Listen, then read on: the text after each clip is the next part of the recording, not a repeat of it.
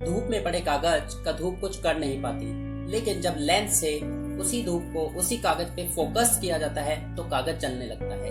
देखिए, ऐसे भी लोग हैं जो नहीं पढ़ के भी सक्सेसफुल होते हैं, लेकिन ऐसे लोग बहुत कम हैं। और दूसरी तरफ ऐसे भी लोग हैं जो अपनी मेहनत से ऊपर तक आए हैं, और ऐसे लोगों की तादाद बहुत ज्यादा है। अगर आप उन एक्स्ट्रा ऑर्डिनरी लोगों में हैं तो आपको कांग्रेट्स, लेकिन आप मेरे जैसे नॉर्मल या एवरेज स्टूडेंट हैं तो इस वीडियो को लास्ट तक जरूर देखें। गाइस, क्या ऐसा नहीं होता होगा कि जो टॉपर्स हैं, जो रैंकर्स हैं, उन्हें डिस्ट्रैक्शंस नहीं होती होंगी? बिल्कुल होती है जी। We are full of energy, पर क्या वो एनर्जी फोकस है? क्या वो एनर्जी राइट डायरेक्शन में है? सक्सेसफुल तो हम सभी होना चाहते हैं, पढ़ाई भी हम सभी करते हैं, मेहनत भी हम सभी करते हैं, पर क्या हमारी मेहनत में कंसंट्रेशन है या फिर हम डिस्ट्रैक्शंस के गुलाम हैं? गाइस, कभी कभी ऐसा नहीं होता क्या कि जैसे साइड में रखा हुआ फोन बज तक नहीं रहा, लेकिन हमें लगा कि हमारे फोन की रिंग बजी।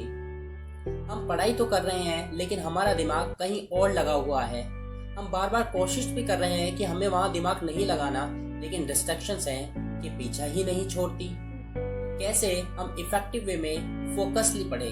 गाइस, मैं भी आप लोगों में से ही हूँ। जब मैं भी तैयारी कर रहा था तो ऑब्वियसली मुझे भी डिस्ट्रैक्शंस होती थी। आप जिस प्रॉब्लम को आज फेस कर रहे हैं, मैंने भी उन्हीं प्रॉब्लम को फेस किया है। But how I overcame that distraction, so I am sharing my experience with you. तो इस वीडियो में हम देखने वाले हैं कि कैसे हम फोकस करें अपनी पढ़ाई पे और डिस्ट्रैक्शंस को अवॉइड करें।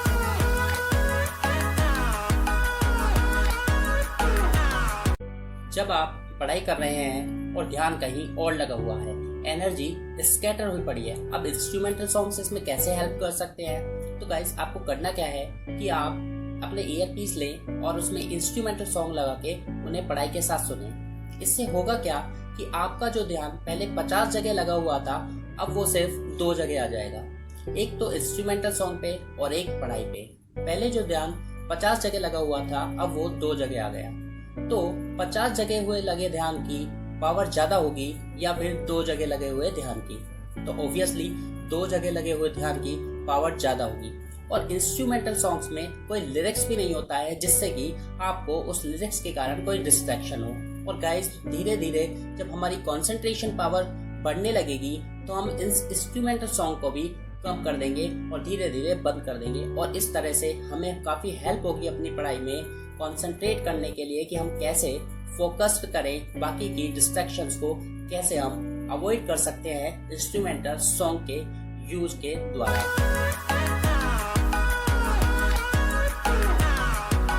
सबसे पहले समझें कि प्रोक्रास्टिनेशन है क्या? क्या होता है प्रोक्रास्टिनेशन? तो मान लीजिए आप किसी फ्रेंड के घर उसके पार्टी में गए 2 घंटे के लिए। एक पार्टी में क्या चले गए, पूरा दिन खराब हो गया।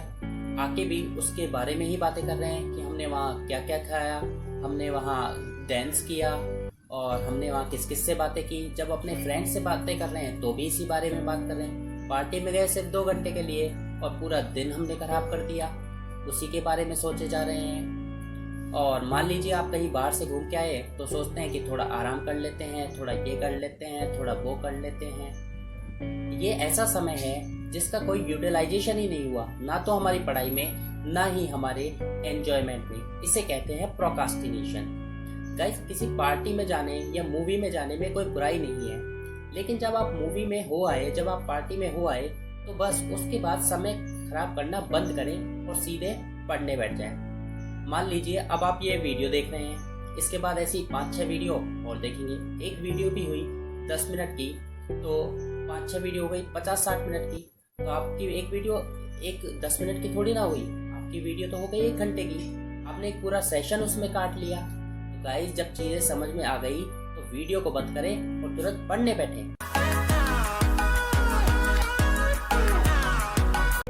जिन्हें डिस्ट्रैक्शंस ने एकदम गुलाम किया हुआ है, बहुत कोशिश के बाद भी डिस्ट्रैक्शन है कि अवॉइड ही नहीं कर पा रहे हैं, कोई तरीका ही कारगर नहीं हो पा रहा है। दिमाग में हमेशा कुछ ना कुछ चलता ही रहता है। नींद लेने की कोशिश करते हैं तो नींद नहीं आती है। तो गाइस, इन विचारों से, इन डिस्ट्रैक्शन से निजात पाने का सबसे अच्छा तरीका है मेडिटेशन। अब बात यह है कि मेडिटेशन कहाँ करें, कैसे करें और इससे होगा क्या। तो गाइस आपको क्या करना है कि मेडिटेशन के लिए आप अपने घर में जहाँ भी शांति रहती हो, जैसे सुबह के टाइम आप टेरेस पे कर सकते हैं या अपने रूम में भी कर सकते हैं, जहाँ पे कोई शोर शराबा ना हो, ऐसे प्लेस को मेडिटेशन के लिए चुने। उसके बाद आपको करना क्या है कि उस प्लेस पे आपको 15-20 मिनट एकदम चुप बैठना है, बिल्कुल शांत बैठना है, मन को शांत रखना है। इसका मतलब यह है कि माइंड में ना तो पॉजिटिव ना ही नेगेटिव थॉट्स को आने देना है। पर गाइस क्या हम जब बैठेंगे तो ऐसा एकदम से हो जाएगा? ऐसा तो नहीं होगा कि थॉट्स आना बंद हो जाएंगे। जब हम मेडिटेशन कर रहे होंगे उस वक्त भी थॉट्स आ रही होंगी, उस वक्त भी हमें विचार आ रहे होंगे।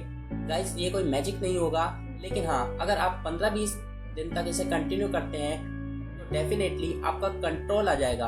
आप धीरे धीरे अपने माइंड को, अपने दिमाग को जहाँ चाहें वहाँ लगा पाएंगे। उससे होगा ये कि आपकी कंसंट्रेशन पावर बहुत अच्छी हो जाएगी और जो भी आप जहाँ चाहते हैं अपने दिमाग को लगा पाएंगे और फुली आप एनर्जेटिक रहेंगे। आपकी कंसंट्रेशन पावर बहुत ज़्यादा बढ़ जाएगी और आप डिजायर्ड रिजल्ट को अचीव कर पाएंगे। इसी में मैं एक चीज़ और ऐड करना चाहूँगा उन लोगों के लिए जिनको रिकॉल की आदत बहुत ज़्यादा हो गई है। गाइस हम पढ़ाई करते हैं तो जो हम पढ़ते हैं फिर हम उसको रिकॉल करते हैं कि हमने क्या क्या पढ़ा, हमें याद है या नहीं है। इससे क्या है कि हमारी पढ़ाई अच्छी होती है और हमारा दिमाग जल्दी से उसको याद कर पाता है और लॉन्ग टाइम तक याद भी रख पाता है। तो ये एक अच्छी हैबिट है। लेकिन होता क्या है, कुछ लोग इसको काफ़ी रिकॉल की हैबिट पड़ जाती है, तो जब रात को वो सोने लगते हैं तो उनके दिमाग में वही चलता रहता है कि हमने क्या पढ़ा है, हमने क्या नहीं पढ़ा। उनको कभी कभी तो सपने भी आते हैं। तो जिन लोगों के साथ ये प्रॉब्लम है, जिनको रात को नींद नहीं आती है, वही चीज़ें रिकॉल होती रहती है, तो वो इस रिकॉल की हैबिट को थोड़ा कम करें, कम लेवल पे आए, रात के टाइम इसको ना करें। और गाइस इसी तरह के वीडियोस के लिए आप बने रहिए मेरे साथ। वीडियो को लाइक एंड चैनल को सब्सक्राइब करना ना भूलें। गाइस टीचर्स कॉन्सेंट्रेटेड हैं कि क्या पढ़ना है क्या नहीं पढ़ाना, लेकिन ये भी प्रॉब्लम्स हैं कि हम कैसे फोकस्ड करें, कैसे हम डिस्ट्रैक्शंस को अवॉइड करें। गाइस मान लीजिए कि अगर मैं आपसे कहता हूँ कि एक तो आपके पास ऑप्शन है कि आपको बैठ के पढ़ना है, दूसरा आपके पास ऑप्शन है कि आप बाहर घूमने जा सकते हैं, तो ऑब्वियसली आप क्या करेंगे? आप बाहर घूमने जाएंगे, क्योंकि बाहर घूमने में मजा है। ऑब्वियसली ये हर किसी को पता है कि तो इंसान मजे को चुनेगा, लेकिन क्या वो मजे से आप सक्सेसफुल हो जाएंगे? नहीं होंगे। तो ये जरूरी है कि हम कैसे फोकस करें। जितना भी ज़्यादा पढ़ना कोई जरूरी नहीं है, लेकिन जितना भी हम पढ़ रहे हैं उतना हम फोकसली पढ़ें। हम कैसे अपना 100% दें। इस पे मैंने एक वीडियो और बनाया था जो कि भी आपको कंसंट्रेशन में हेल्प करेगा, how to maintain continuity in studies. तो आप उस वीडियो को भी देखें, वो वीडियो भी आपको कंसंट्रेशन पावर बढ़ाने में हेल्प करेगा और कंटिन्यूटी बना के रहेगा। अगर आपको मेरी वीडियो पसंद आई हो तो वीडियो को लाइक कीजिए।